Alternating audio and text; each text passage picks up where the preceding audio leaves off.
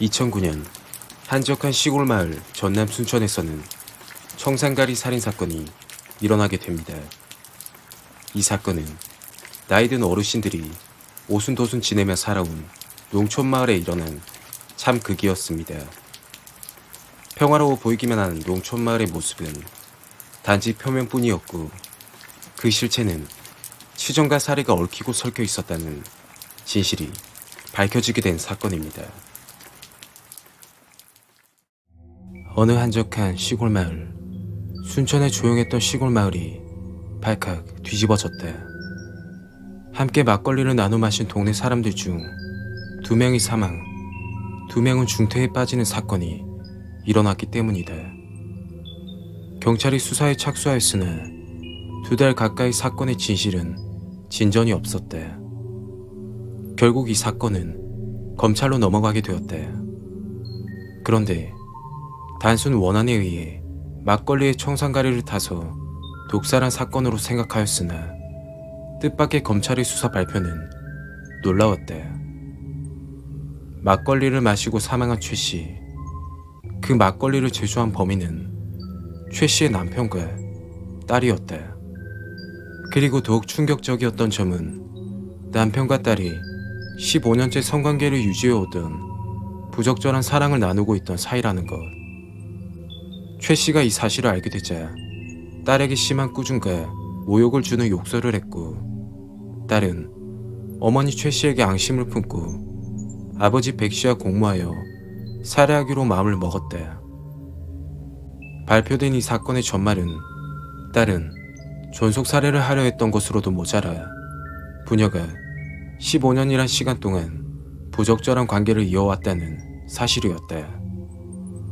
아버지 백 씨는 슈퍼에서 막걸리 3병을 구입한 후 청산가리와 함께 막걸리를 딸에게 주었고, 딸은 이틀 후 막걸리 1병에다가 청산가리를 집어넣었다. 청산가리를 구입한 경로는 몇 년 전에 해충 박멸을 위해 지인에게 얻은 것을 당시에 사용했었다.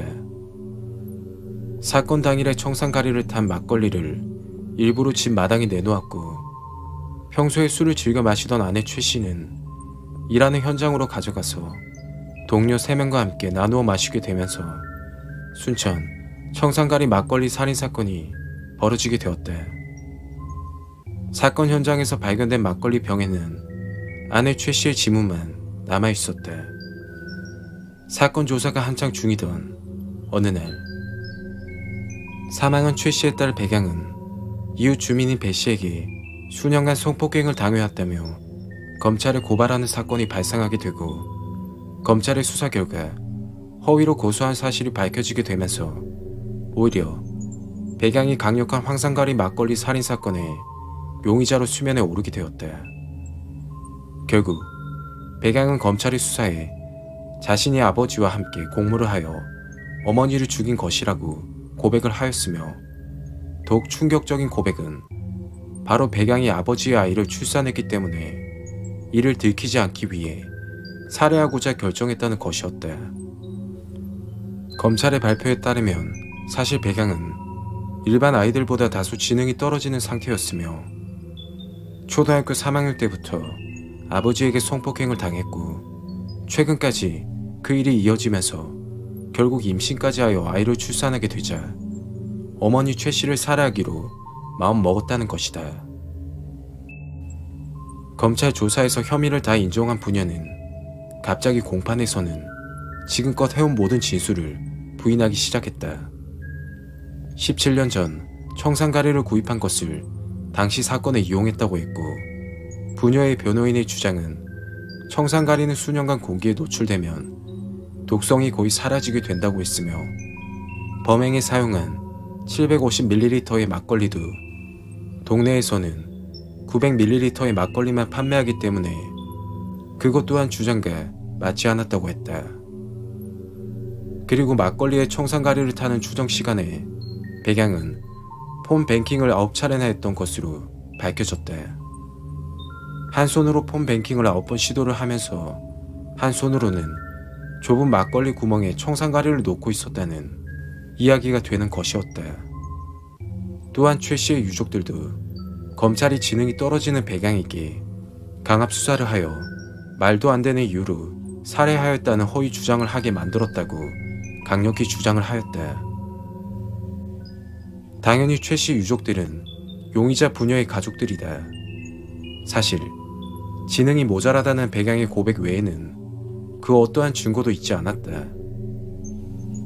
그리고 1심 재판부는 그들의 주장을 받아들여 무죄를 선고했다. 하지만 2심 재판부는 1심과는 달랐다. 진술을 반복한 피해자들보단 검찰의 주장이 더 설득력이 있다는 결론을 내렸다. 최종적으로 재판부의 결론은 아버지 백 씨에게 무기징역, 딸 백양에게 징역 20년을 선고하였다. 아무리 지능이 떨어지는 아이라고 하여도 15년간이나 성폭행을 친아버지에게 당했다면 오히려 엄마가 아닌 아버지를 살해하는 게 이치에 맞다고 생각한다. 그리고 이 사건에 모순은 굉장히 많다. 딸 백양의 IQ는 74로 법적 심신미약의 경계선 수준에 해당하는 지능이다. 지적 능력이 평균 이하의 사람들인 경우 경찰이나 검찰 신문 과정에서 진술이 왜곡될 가능성이 높다. 꼭 강압이나 폭행이 따르지 않더라도 경찰 혹은 검사의 기대에 부응하는 답을 하기 위해 이야기를 지어내기도 한다는 것이다. 그리고 가족들은 살해 동기로 지목되었던 부녀 간 성관계 부분 또한 거짓이라고 주장했다. 딸 백양은 어머니가 사망 후에도 두 사람이 계속 관계를 가졌다고 진술했지만 그 후엔 아버지와 아들이 함께 잠을 잤기 때문에 그런 일이 있을 수 없다는 것이다.